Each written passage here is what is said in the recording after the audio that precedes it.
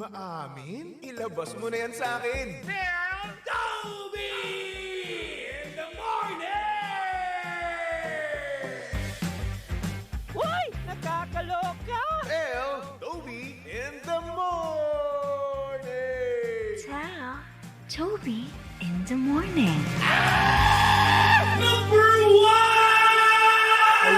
6.7 Energy FM!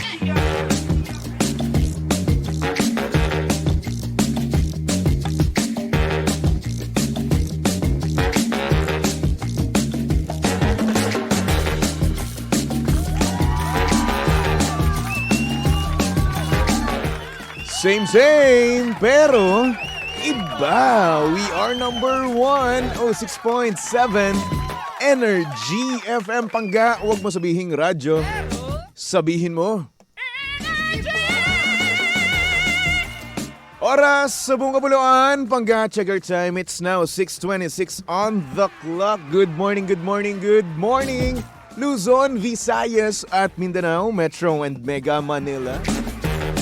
Yan at syempre, good morning din sa mga pangga natin dyang Monday pa lang ay talaga nga namang pagod na. Oo, yung tipong napakadami mo kagad na ginawa kahapon, no? Oo, dahil nga na Tuesday, pagod ka na kagad. Patay tayo dyan. Paano pa kaya pag dumating ang Wednesday, Thursday, and Friday? Yung tipong kakagaling mo pa lang sa bakasyon ay tila ba parang gustong-gusto mo na naman na magbakasyon, mag-live ng napakahabang araw. Diba? Kaya naman shoutout sa mga pangga natin dyang pagod na pagod ka agad, no? Yung tipong walang tigil, walang pagod. Bigay dito, bigay doon. Trabaho dito, trabaho doon. Na para bang pang dalawang tao ang kanyang tinatrabaho. Tayo dyan. Ang tanong, kaya mo pa ba? O baka naman susuko ka na. Diba? Pero minsan, ang nangyayari, no, na parang mas napapagod ka pa sa pagko-commute mo kaysa sa trabaho mo. Diba? Ramdam na ramdam yan ng mga commuter natin, no?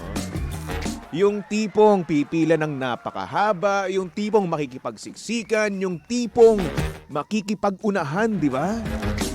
Tapos pagdating, no, pagkapasok mo doon sa bus, aalis na yung bus, mata-traffic ka pa, di ba? Tapos yung traffic, napakatagal pa, di ba? Yung tipong hindi ka naman late, no? Gumising ka ng napakaaga, as in super duper ultra mega napakaaga, natapos ka ng napakaaga. Tapos ayun, malilate ka ng dahil sa traffic, di ba? Alam nyo, may nakita akong picture nung nakaraan lang, no, or kahapon. Picture yon doon sa may Kawit, Cavite. Centennial Road. Ang traffic. Alam nyo, naalala ko yung mga panahon na umuwi pa ako mula Manila hanggang Cavite. Diyos ko, day. Kahit talaga, hindi ka talaga late, no? Kahit talaga napakaaga mong pumasok, malilate ka pa rin. Bakit? Dahil nga naman sa haba ng traffic. At syempre, meron pa rin naman yan, no? Meron pa rin naman yan na kapag nakasakay ka ng jeepney, no? Na parang may radar, no? Si manong driver. Na kung saan kapag alam niyang late ka na, saka pa siya magpapagas, di ba? Tapos yung gas na yun, may pila pa, oo. Kasi madami nga namang nagpapagas kapag di ba? Minsan kapag rush hour, madaming nagpapagas. Tapos ayun, itong si Manong, full tank pa, di ba? Napakahaba. Ang tagal na naman. So automatic, since late ka na nga, mas malilate ka pa lalo, di ba? May radar yan sila. Oo. Di ba meron silang salamin doon? Pag nakita nila na ikaw ay nagmamadali, di ba? Na parang hindi mapalagay, no? It's either ikaw ay nababanyo or hindi naman kaya late na. Ganun. Kaya sila, pagtitripan ka. O hindi, charot lang. Pero parang ganun na nga. O hindi, mababait yan sila. Nagkataon lang talaga yun, ikaw naman. Ikaw rin naman, kasalanan mo rin naman yun. Na-late ka ng gising, na-late ka ng kilos. Kaya ka na rin na-late sa trabaho. Oh. 'Di ba? Meron pa rin naman 'yan, no? Yung tipong Huwag mong sisihin si Manong driver, ha? Ay, nako. Sabi ni Steven, ang hirap din pag driver, di pwede matulog sa biyahe, o, di ba? Lalong-lalo na kapag ikaw mismo ay puyat na puyat, di ba? Tapos ang mangyayari, gustong-gusto mong matulog, no, sa biyahe, pero hindi mo magawa, di ba? Kasi nga naman, ikaw nagda-drive, no? Tapos meron kang mga sakay, no? Ito po matindi dito. Meron kang mga sakay. Yung mga sakay mo, grabe na yung hilik, di ba? Talagang mapapaisip ka na lang ng sana all. Oo, grabe. Sana all nakakatulog. Sana all nakakahilik, di ba? Same! Kasi ikaw, malas mo. Driver ka, di ba? Iba! Ay, nako. Anyway, saktong oras natin yan, mga pangga. 6:31 on the clock. At syempre, kasama nyo pa rin at kalandian ng hot baby boy ng radyo. Of course, walang iba kung hindi si Baby Toby. At syempre, si Baby Toby ay live na live ngayon sa Energy FM Facebook page. Kaya naman kung gusto mong makita ang itsura ni Baby Toby, go ahead. Punta lang sa Energy FM 106.7, di ba? Tapos syempre, i-share mo na rin naman ang ating Facebook Live. Ang hindi mag-share, hindi magkakaroon ng jowa. Ang hindi mag-share, malilate mamaya. Ang hindi mag-share, ako, makakaltasan. Again, Energy FM 106.7. At syempre, magpatawag na rin naman kayo. Oo. Magpatawag lang kayo sa aming Facebook page, Energy FM 106.7. Or kung meron kayong landline, no, tawag lang kayo sa 8721-2429, okay? 8721-2429. Sabi naman ni Mikay Castillo, good morning. Pakurot daw po, sabi, katabi ko. Saan ba katabi mo? Nasaan ka ba? Bakit mo naman kukurutin yung katabi mo? Masarot nga pala, no, sa mga pangga natin dyan na may katabi. Oo. May katabing maganda, guwapo. No, hindi ka mapalagay, no? Yan tayo eh. Pagka may maganda, kapag ka may guwapo, ay naku, yung mata mo. Titignan at titignan mo talaga at magpapapansin ka talaga, di ba?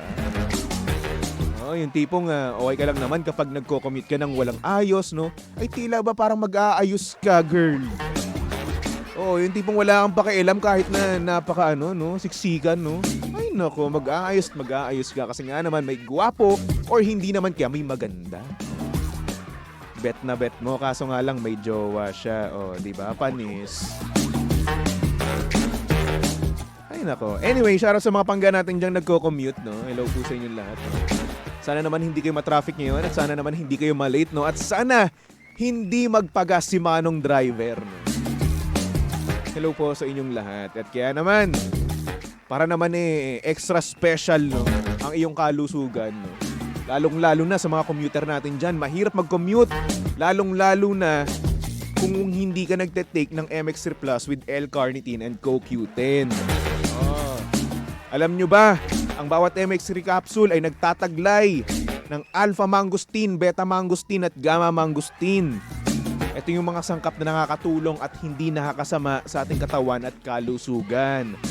At syempre kaya naman plus dahil may dagdag benefits ng CoQ10 at L-carnitine. So Baby Toby, ano ba yung CoQ10 na yan at L-carnitine? So sige, papaliwanag ko na, ha? Medyo matalino ako ngayon, eh. Naramdaman ko. Panggaang coenzyme Q10 or CoQ10 ay isang uri ng supplement na kailangan ng ating katawan. Lalo na at nagkakaedad tayo. Tulong to para sa malakas na heart muscle fiber. At syempre, ang L-carnitine naman ay isang uri ng protina na tumutulong sa maayos na metabolism o panunaw. Kaya naman, para sa ibang katanungan, bisitahin lang naman ang kanilang website na mx3ph.com or tumawag sa kanilang hotline na 0918-888-8693. Kaya naman dito na tayo sa tunay, natural at orihinal MX3. Maganda yan, no?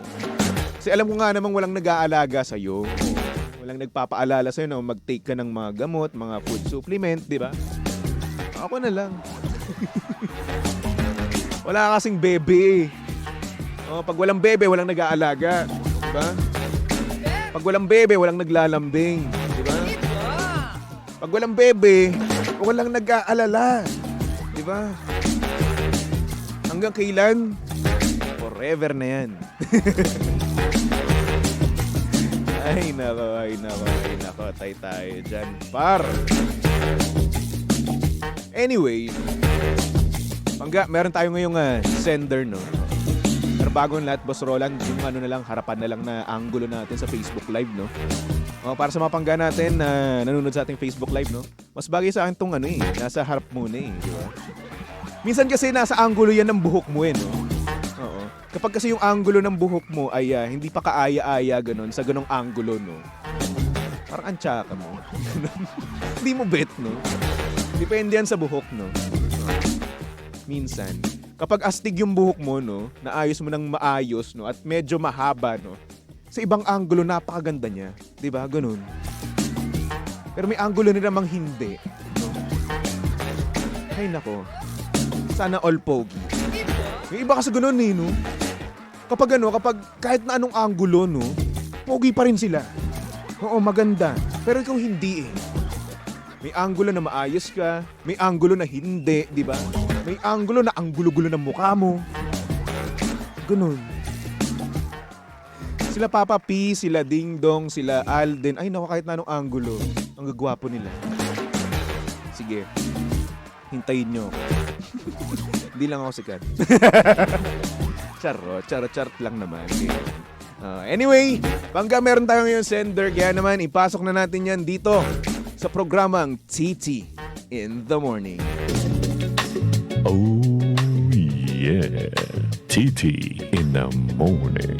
Ang aga-aga ha. Tell Toby in the morning.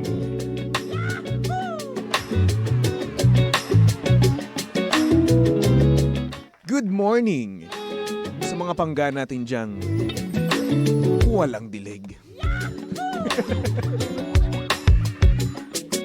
Kasi nga naman, ang tagal ng single, Tulad na nga lang ng ating sender na ngayon ay natatakot, di ba? At ang sabi niya dito, "Good morning, Baby Toby. Itago mo na lang ako sa pangalang Rain. Gusto ko lang sanang itanong kung nakaka-off ba sa isang babae ang matagal nang walang aksyon." Yes, you know what I mean. Ilang years na kasi akong walang jowa. Ngayon, nagkaroon ako ng ka-MU. At ayun na nga, every time na bino-brought up niya ang topic na yan, umiiwas ako. Kasi una sa lahat, baka pag nalaman niyang wala akong aksyon, ma-off siya. At baka isipin niya, hindi siya mag-e-enjoy. Pangalawa, baka hindi ko rin naman siya masatisfy sa gagawin namin. Dahil nga naman sobra akong natatakot at nababahala. Kaya ayun, ano ba ang dapat kong gawin? Nakakatakot at nakakahiya sa kanya. Sasabihin ko ba para hindi siya mag-expect? O itatry ko na lang ang best ko na masatisfy siya? Pero baka naman, sa sobrang pagtatry ko, lumabas naman na trying hard ako. Ano ba sa tingin mo, DJ Toby? Tulong naman, Thank you so much and God bless.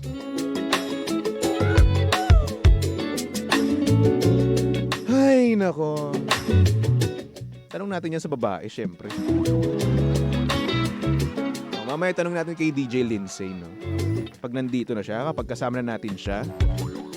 Pero kung ako sa'yo, wag mo lang i-overthink yan. Oo, kapag kasi nag-overthink ka, no? At inisip mo ang mga bagay-bagay, no? Baka mamaya, mapalya ka talaga. Minsan kasi nasa mindset lang yan, eh, no? Kapag iniisip mo na lagi kang papalya ka talaga. Diba? At kailangan mo ng confidence, no? Confident ka dapat sa mga gagawin mo sa kanya. Ganun. Kahit na sabihin natin, oo, wala kang action. Pero alam mo sa sarili mo na you can bring it. Diba? Kaya mong ibigay sa kanya ang iyong maso. Kaya mong ipukpok sa kanya ang iyong maso. Ganun. Diba? At talaga nga naman pag pinukpok mo, diba? Confidence. Yan ang kailangan natin paminsan-minsan. At minsan talaga nga namang nawawala yan mismo sa atin. Diba? Kaya minsan ang nagagawa lang natin ay yung less, no? At minsan, pumapalya tayo dahil nga naman sa pag-overthink. So kung ako sa'yo, kung gusto mong sabihin, edi sabihin mo if you feel na kailangan mong sabihin or kailangan mong i-address sa kanya yon, sabihin mo. Pero kung hindi naman, just do your best. Be confident sa maibibigay mo. Kung hindi man siya masatisfy, edi hindi. Di ba? At least, no? Nagawa mo. At least nagawa mo. You tried, di ba? Kung iniwan ka dahil doon sa hindi niya pagka-satisfy sa'yo, no? Eh di nice try, ganun. NT, di ba? GG. Good game. Bawi na lang next time. Pero huy, ngayon ko lang ulit narinig yung ka-MU na yan. Yung term na ka-MU, no? Siguro to millennial. Hindi siya Gen Z. Sige yun, ang uso kasi ngayon sa mga Gen Z, no? Situationship. Ayan. Hindi na uso MU ngayon. Situationship, yun na yun. Diba? Pero ayun, good luck sa'yo, no? Sana naman maibigay mo ang 100% mo. At sana hindi ka mag-overthink ng mga bagay-bagay. At sana hindi mo maisip na hindi mo kaya. Kasi kung gusto mo talagang masatisfy ang isang tao, kakayanin mo. Gagawin mo ang lahat. Na to the point na magiging OA ka. Diba? Ang nangyayari kasi kapag in-overthink mo ang bagay-bagay, magiging OA ka sa mga bagay-bagay, no? Sa mga ginagawa mo. Diba? OA ka sa ganito, OA ka sa ganyan. Masatisfy ba yung ano mo doon? Partner mo doon? Hindi! So, edi yun. Keep calm and do your best. Gayahin mo ako. Wala pa akong experience sa ganyan. Good boy pa ako. Diba? Fresh na fresh. Paano ba kasi yun? I have no idea. Diyos ko. Pero ayun, para sa ating sender, no? Good luck sa'yo, no? At kung may the force be with you kapag gagawin nyo na. Kapag mag-Jedi na kayo. Kaya mo yan. Ikaw pa ba? Lakas-lakas mo no? Ay nako. Anyway, good luck sa mga pangga natin dyan. No? At syempre, kung nakaka-relate ka man dito kay Rain, no, nating sender, no? Kaya mo rin yan. At saka ito pa, dagdag ko lang hindi kawalan ang pagkawala ng aksyon ng mahabang panahon, okay? Ito lang yung nagpo-prove na ikaw ay hindi basta-basta. Ito lang ang nagpo-prove na hindi ka F-boy. At ito ang nagpo-prove na hindi ka tulad ng iba. Na sineseryoso mo ang mga bagay-bagay, di ba? Hindi ka playboy, hindi ka player. Di ba? It's a good thing. At minsan sa ibang babae, positive yan, no? Positive sign yan sa ibang babae. Di ba? All you have to do is to find the right girl, di ba? Sa tamang babae, tama ka palagi. Desisyon mo. So good luck, no? Okay. At sa mga pangga naman natin dyan, no? Na gustong mag-send ng kanilang mensahe, no? Nahihiyang magpatawag. Ayan, punta lang kayo sa aking Facebook page, BabyToby1067, okay? Alright. Ay nako. So for the meantime, magbalik tugtugan muna tayo. For our next song, Dianella with the song Sining. Ikaw ay tila sining sa museyong di naluluma. Tumutok lang dito sa estasyong same pero iba. We are number 1. 06.7 Energy FM. Pangga, huwag mo sabihing radyo. Sabihin mo.